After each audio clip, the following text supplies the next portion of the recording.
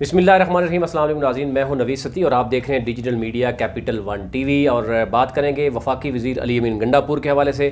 اور جیسا کہ آپ جانتے ہیں کہ ان کے حوالے سے انہوں نے ضابطۂ اخلاق کی خلاف ورزی کی، مبینہ طور پر ان پہ الزام ہے، اور chief election commissioner Azad Jammu and Kashmir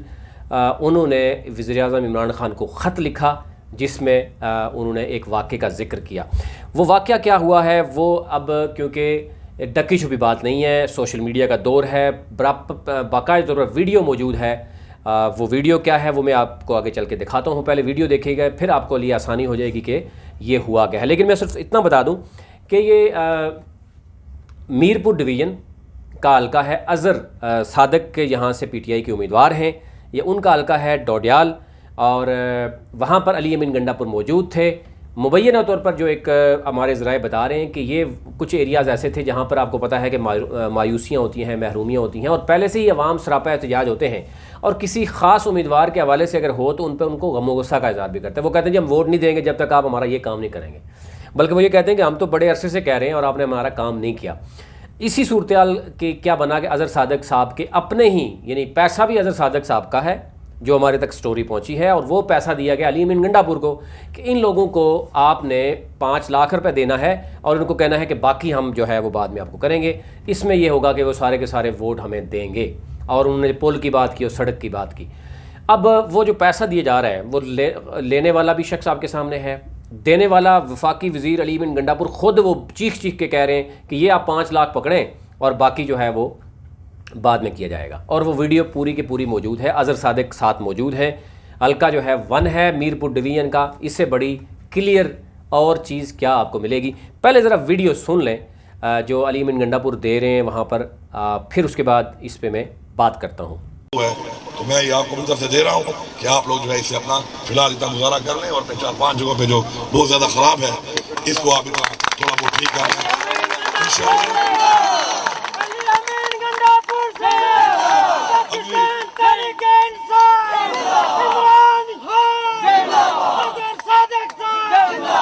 انشاءاللہ میرا وعدہ ہے اور ہماری یہ دعا ہے کہ اگلی دفعہ جب ہماری ملاقات ہو تو میں ایک زبردست روڈ پہ آؤں اور اس پل سے گزر کے جا کے۔ ویڈیو آپ نے دیکھ لی، اور بڑی کلیئر جو ہے وہ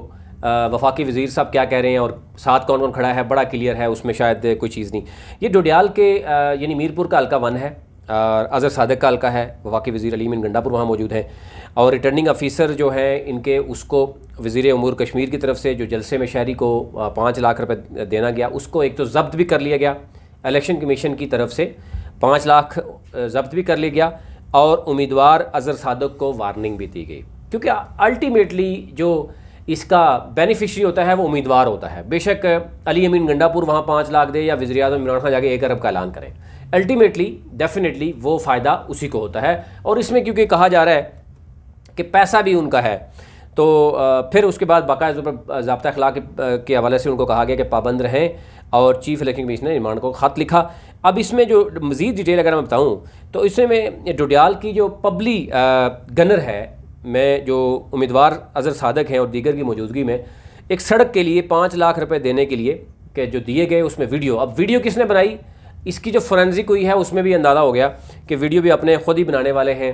اور اس کو پھیلانے والے بھی اپنے لوگ ہیں۔ اور پھر شہری کا باقاعدہ طور پر ان کو بلایا گیا، اس کا بیان قلم بند ہوا، اور پھر معاملہ الیکشن کمیشن کو بھجوا دیا گیا، اور اس میں ریٹرننگ آفیسر کو بھی اور شہری کو دینے کے گئے، ایک تو